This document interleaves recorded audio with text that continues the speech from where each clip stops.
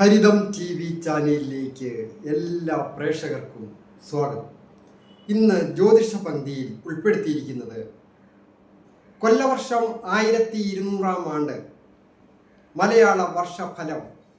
അത് ചിങ്ങമാസം മുതൽ ഒരു വർഷത്തെ ഫലം, തിരുവോണം നക്ഷത്രക്കാരുടെ ഫലമാണ് പറയുന്നത്. തിരുവോണം നക്ഷത്രക്കാരായിരിക്കുന്ന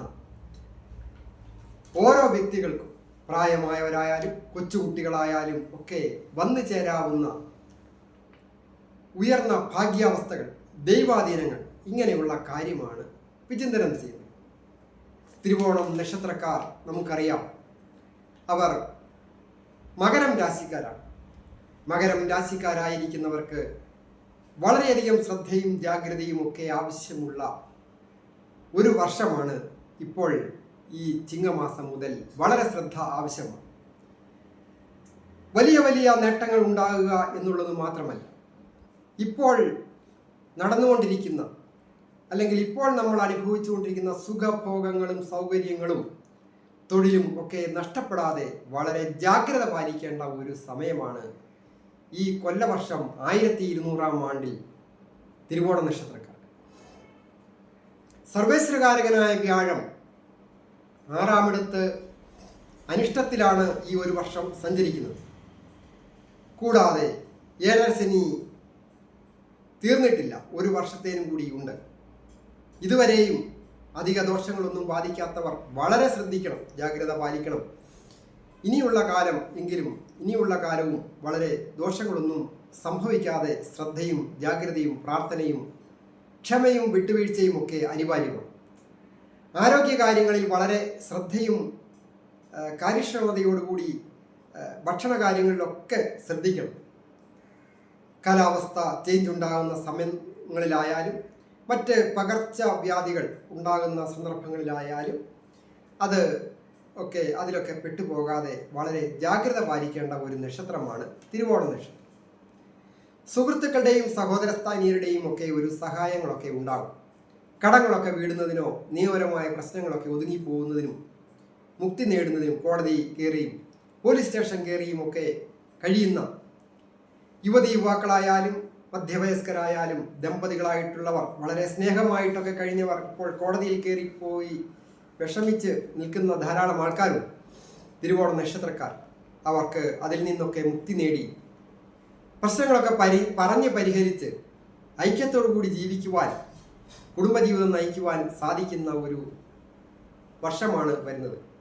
അതിന് അവരവർ തന്നെ മുൻകൈയെടുക്കണം. പ്രധാനമായിട്ട് ക്ഷമ, വിട്ടുവീഴ്ച.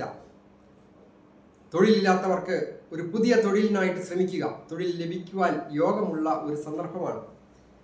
അതിന് സഹപ്രവർത്തകരുടെയും മറ്റ് മേലധികാരികളുടെയും കീഴ് ജീവനക്കാരുടെയും ഒക്കെ ഒരു സഹകരണത്തോടുകൂടി മുമ്പോട്ട് പോകുവാൻ, ഞാനെന്ന ഭാവം വെടിഞ്ഞ്, ഓരോരുത്തർക്കും പറയുമ്പോൾ ഞാനെന്ന ഭാവമുണ്ട് എന്ന് പറഞ്ഞാൽ ഇല്ല എന്ന് പറയും. പക്ഷെ അതല്ല, നമുക്ക് ഞാനെന്ന ഭാവമുണ്ടോ, അഹങ്കാരമുണ്ടോ, നമ്മുടെ പ്രവൃത്തിയിൽ ഒരു തെറ്റുകളോ കുറ്റങ്ങളോ വിജയത്തിനും അതുപോലെ തന്നെ ഉയർച്ചയ്ക്ക് തടസ്സമായിട്ട് നിൽക്കുന്ന ഘടകങ്ങൾ എന്താണെന്ന് ചിലപ്പോൾ നമുക്ക് തന്നെ സെർച്ച് ചെയ്ത് കണ്ടുപിടിക്കാൻ പറ്റുകയില്ല.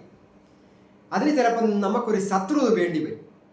ശത്രു ചില കാര്യങ്ങളെ നമ്മളെ ഓർമ്മിപ്പിക്കുന്നുണ്ടാവും നമ്മുടെ വിജയത്തിന് വേണ്ടിയിട്ട്, മിത്രങ്ങളെക്കായി കൂടുതലായിട്ട്. പക്ഷേ അത് നമ്മൾ ശ്രദ്ധിക്കാതെ അവഗണിക്കുന്നത് കൊണ്ട് വീണ്ടും വീണ്ടും വലിയ പരാജയങ്ങളിലേക്ക് പോകുന്ന സാധാരണ സ്ഥിതിയും കണ്ടുവരാറുണ്ട്.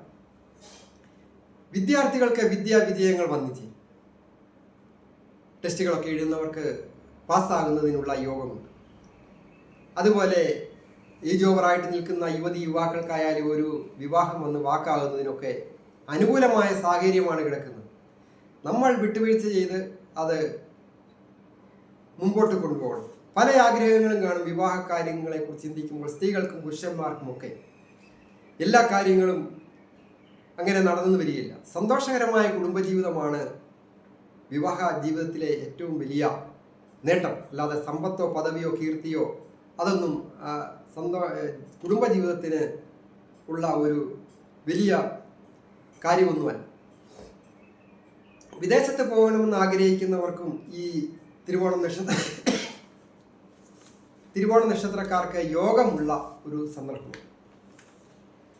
ഏറ്റവും വലിയ ഭാഗ്യഭാവത്തിൻ്റെ അധിപനാണ് ഈ തിരുവോണം നക്ഷത്രക്കാർക്ക് സർവ വിദ്യയുടെയും കാരകനായ ബുധൻ. ബുധൻ്റെ അനുഗ്രഹത്താൽ വായുമാർഗമൊക്കെ സഞ്ചരിച്ച് സാഗരങ്ങൾ കടന്നുപോയി ജോലി ചെയ്യുവാൻ തിരുവോണം നക്ഷത്രക്കാർക്ക് അവസരങ്ങൾ ലഭിക്കും. ലഭിക്കുന്ന അവസരങ്ങൾ വേണ്ട രീതിയിൽ വിനിയോഗിക്കുക, പിന്നോട്ട് മാറി നിൽക്കാതെ മുന്നോട്ട് വന്ന് അത് വേണ്ട കാര്യങ്ങൾ ചെയ്താൽ വിജയത്തിലെത്തുവാനായിട്ട് സാധിക്കുന്ന ഒരു വർഷമാണ്. അതായത് വിദേശത്തെ സൂചിപ്പിക്കുന്ന ഭാവത്തിൻ്റെ അധിപൻ്റെ സ്ഥിതി അനുസരിച്ചും ഗമനാധിപൻ്റെ സ്ഥിതി അനുസരിച്ചുമൊക്കെ നല്ല ദീർഘദൂര യാത്ര ചെയ്യുന്ന, സ്വന്തം നാട് വിട്ട് ഒരു തൊഴിൽ ചെയ്യുന്നതിനോ വിദ്യാഭ്യാസ കാര്യങ്ങൾ വിജയത്തിൽ കൊണ്ട് എത്തിക്കുവാനുമൊക്കെ സാധിക്കുന്ന ഒരു വർഷമാണ്. വീട്ടമ്മമാരായിരിക്കുന്നവർക്കും പൊതുവെ നല്ലതാണ്. അതായത് പുതുമയുള്ള വസ്ത്രങ്ങളും ആഭരണങ്ങളും ഒക്കെ വന്നു ചേരുക, അതുപോലെ കാര്യക്ഷമമായി പ്രവർത്തിച്ച് സന്താനങ്ങളോടൊക്കെ ഒരുമിച്ച് പ്രായമായവർക്ക് ഐശ്വര്യപൂർണമായ കുടുംബജീവിതം നയിക്കുവാൻ സാധിക്കും. ഒരു വാഹനം വന്നു ചേരുന്നതിനൊക്കെ യോഗമുണ്ട്, ഭൂമി വന്നു ചേരുന്നതിനും യോഗമുണ്ട്. അതായത് ഭൂമികാരകനായ ചൊവ്വയൊക്കെ ഇഷ്ടഭാവത്തിലൂടെ സഞ്ചരിക്കുന്ന ഈ ഒരു വർഷം തിരുവോണ നക്ഷത്രക്കാർക്ക് അഭിവൃദ്ധിയുടെ കാലമാണ്. ഏറ്റവും പ്രധാനമായിട്ട് ശ്രദ്ധിക്കേണ്ടത് ശനിപ്രീതികരമായ കാര്യങ്ങൾ ചെയ്യുക. അതുപോലെ തന്നെ പ്രധാനമാണ് ശ്രീകൃഷ്ണ ഭഗവാന്റെ അനുഗ്രഹത്തിനായിട്ട് ദൈവാധീനം വർദ്ധിക്കുന്ന കാര്യങ്ങൾ ചെയ്യുക.